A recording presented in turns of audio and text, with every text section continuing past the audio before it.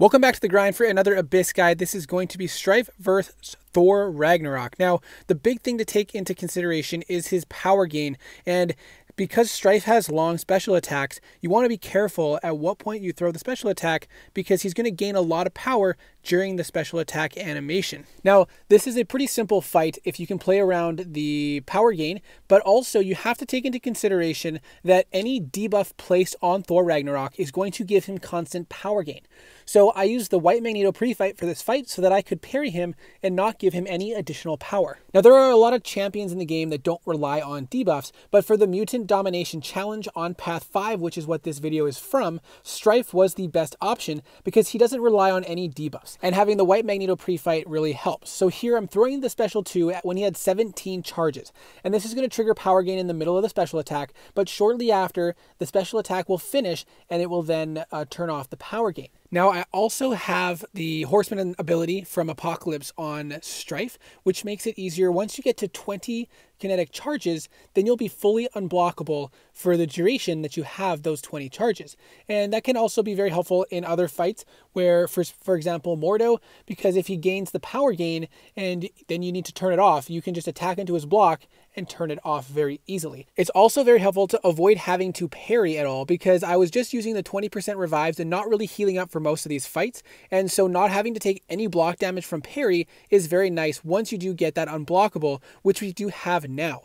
And here I'm throwing the special 2 off when he had 14 charges, and it's actually going to trigger the power gain after the special attack ends. So I miscounted a little bit there, but if he does trigger power gain, you just want to try to bait out specials, and as long as he throws a special, then you shouldn't have to worry about him getting to 3 bars. And he usually should be throwing his special attacks. He doesn't seem like a passive champion usually, but you can never rely on the AI to do what you need them to do. So try to avoid that as much as possible, and ideally throw off your special 2 when he has 15 or 16 of the charges built up, and that way it'll trigger on the last couple hits and turn it off at the end of the special attack. Now I'm going to skip ahead a little bit here just in the interest of time. We don't need to watch the entire fight because it's a pretty straightforward fight, but I believe here I'm going to go for a special 1, and if you can keep him throwing special ones himself, then you don't have to worry about the shock falling off as easily. But if he does get to a special 2, the animation is pretty long,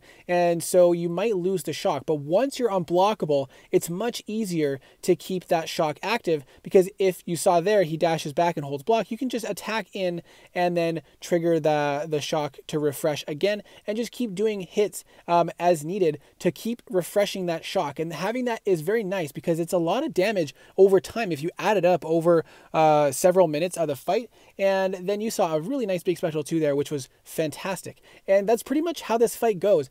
Keep the shock up if you can. The special 1 actually does a lot of damage too, so if you're just cycling special 1s to make sure you're turning off his power gain, that's totally fine too. But the special 2 does more damage overall, so I definitely recommend utilizing the special 2 as much as possible. And you can see we're actually doing okay keeping that shock active. Here he throws the special 2 when the timer was almost up for the shock, so we did lose it. But that's okay. You know, I wasn't stressed too much about it. Threw off another special 2, reapplied the shock, and then we're going to keep going to try to refresh it as much as possible. And then building up to a special 2 when able. Now, we are going to make a mistake coming up here soon. We are getting low on our skirmish charges, but then we end up making a mistake with his power gain, and here I threw it off way late, and he was definitely going to 3 bars, but there wasn't really anything I could do. But it was okay. You know, we didn't have a whole lot of hits left anyways, so we're just going to let this special 2 do as much damage as possible, see if we can get in for a few more hits, and then I just had to pop another 20% revive and was able to finish off the fight after that. So I hope that this was helpful. Good luck, and I hope to see you in the next video.